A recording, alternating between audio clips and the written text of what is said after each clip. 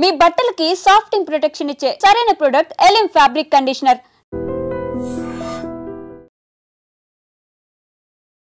మేడ్చల్లో అయితే దారుణం చోటు చేసుకుంది. ఒక అమానుష ఘటన. పాపం వివాహిత నైటు గొంతు పిసికి చంపడం జరిగింది. వాళ్ళ కట్టుకున్న భర్తే. సో ఏం జరిగిందని వివరాల్లోకి వెళ్తే, వాళ్ళకి పెళ్ళయి సంవత్సరం దాటింది. సంవత్సరం దాటిన తర్వాత ఒక 2 సంవత్సరాలు ఆ మధ్యలో అవ్వస్తుంది. ఒక 6 నెలల బిడ్డ కూడా పుట్టింది. 6 నెలలు ఉంటుంది. 5 నెలల వాటికి ఇంట్లోనే ఉండి పాపం పుట్టింటి కాడ నుంచి అదే నెలలో రావడం జరిగింది. 6వ నెలకి వచ్చిన వెంటనే నెలలోపే ఇలాంటి వార్త వినాల్సి వచ్చింది. ఆమె పాపం కన్న తల్లి తట్టుకోలేక కన్నీరు మున్నీరు అయిపోతుంది. సో దుఃఖ సముద్రంలో మునిగిపోయింది. 6 నెలల పసికందు పాపం నైట్ అంతా ఏడుస్తూనే ఉంది. మిడ్నైట్ ఆమె డీప్ స్లీప్లోకి వెళ్ళిపోయినప్పుడు భర్త రాంబాబు అతి కిరాతకంగా గొంతు బిసికి చంపాడు.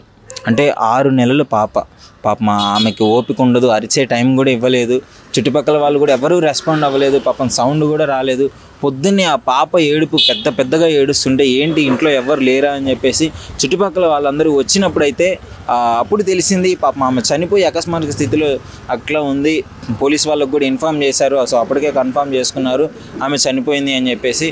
సో పోస్ట్మార్టంకి అయితే బాడీని పంపించడం జరిగింది. సో ఆమె గొంతు పిసికి చంపినట్లయితే తెలుస్తుంది. వాళ్ళ భర్త అయితే ఇంతవరకు పరారీలో ఉన్నాడు. ఎక్కడ ఉన్నాడో కూడా తెలియదు. ఫోన్ చేస్తే మొబైల్ స్విచ్ ఆఫ్ అని వస్తుంది.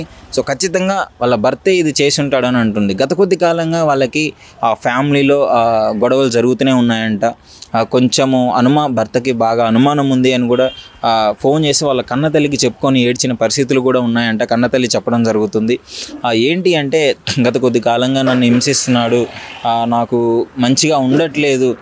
అంటే పెళ్ళికి ముందు ఒకలా ఉన్నాడు, పెళ్ళి తర్వాత ఒకలా ఉన్నాడు, పెళ్ళైన బిడ్డ పుట్టిన తర్వాత మొత్తం మారిపోయాడు, పెళ్ళైన తర్వాత అంతా బాగానే ఉంది, చాలా బాగా చూసుకున్నాడు. ఎప్పుడైతే బిడ్డ పుట్టిన తర్వాత ఆయన బిహేవియర్లో మార్పు వచ్చింది, నా మీద ఎక్కువగా అనుమానించడం స్టార్ట్ చేస్తున్నాడు అని చెప్పేసి కన్నతల్లికి చెప్పుకొని బాధపడింది. తల్లి ఏదో విధంగా సర్ది చెప్పి అత్తగారింటికి పంపించడం జరిగింది. పంపించిన తర్వాత పాపం ఇలాంటి ఘోరం జరుగుతుందని చెప్పేసి ఆమె కల్లో కూడా అనుకోలేదు. వచ్చిన నెలకే కన్న కూతురు చనిపోవడం జరిగింది. అంటే ఒక పసి బిడ్డ వదిలేసి కన్న తండ్రికి ఎంత కర్కశంగా బిహేవ్ చేశాడు అంటే, చిన్న పాప అదే 6 నెలల పాప ఏడుస్తూ ఉంది. నైట్ అంతా ఏడుస్తూనే ఉంది. వాళ్ళ తల్లి చనిపోయిన కాడ నుంచి ఆకలితో అలమటించిపోతుంది.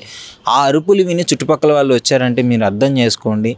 అప్పటి వరకు పాపం ఎవరికీ తెలియదు. ఆమె డీప్ స్లీప్లోకి వెళ్ళిపోయినప్పుడైతే నిద్రలో ఉన్నప్పుడు సడన్గా వచ్చేసి గొంతు పిసికి చంపడం జరిగింది. ఈ అనుమానం, ఈ కసి ఎంత లోపల ఎంత క్రూరంగా ఆలోచించి ఎప్పటి నుంచో చంపేద్దాం అనుకొని ఆ విధంగా ప్లాన్ చేసుకొని ఇంటికి తీసుకొచ్చి మరీ చంపడం జరిగింది. ఇది మేడ్చల్లోనే.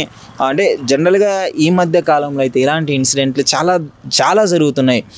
కన్న కూతురుని చంపడము, కన్న తండ్రులను చంపడము, కట్టుకున్న భర్తలను చంపడము, భార్యలను చంపడము, కన్న కొడుకులను కూడా చంపడము, చిన్న పిల్లలను కూడా విషమిచ్చి చంపిన. ఎందుకు ఈ సమాజం ఈ విధంగా తయారవుతుంది, ఈ విధంగా ఎందుకు మారుతుందో అర్థం కావట్లేదు. ప్రతి ఒక్కరికి ప్యాషన్ అయిపోయింది.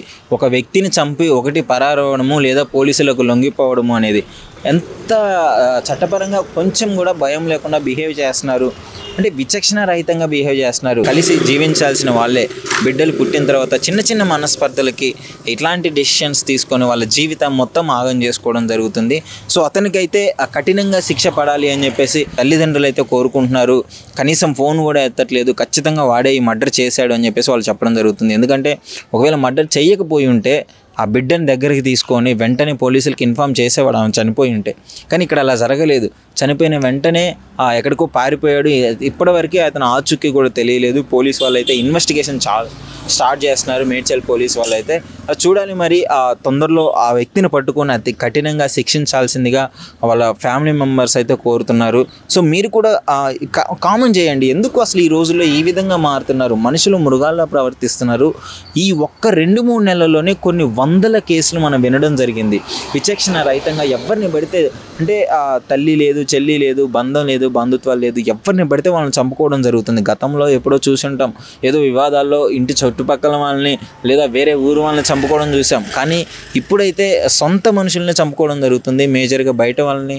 ఆ హత్యలు ఎందుకు ఈ విధంగా? చట్టం అంటే భయం లేకనా, లేదంటే చట్టం మీద అవగాహన లేకనా, ఎందుకో అర్థం కావట్లేదు. మీ అభిప్రాయం ఏంటో కామెంట్ రూపంలో డెఫినెట్లీ తెలియజేయమని. నిజంగా ప్రస్తుతం ఉన్నటువంటి సమాజం దేనికి ప్రయారిటీ ఇస్తుంది? ఆర్థిక సంబంధాల చుట్టూ మాత్రమే తిరుగుతోంది. మళ్ళీ ఎన్నికలంగానే చాలా విరక్తి కలుగుతాం. మంచి అనిపిస్తుంది కదా, లేడీస్ కూడా ఛాలెంజింగ్ జాబ్స్ చేసినప్పుడు చాలా బాగుంటది. ట్రాఫిక్ అసిస్టెంట్స్ గా నియమించిన ట్రాన్స్జెండర్స్ అందరితో సాల్యూట్ చేయించుకుంటున్నారు. ఫుడ్ డెలివరీ ఇవ్వటానికి వెళ్ళినటువంటి డెలివరీ బాయ్ అనిల్ పై కళ్ళ ముందు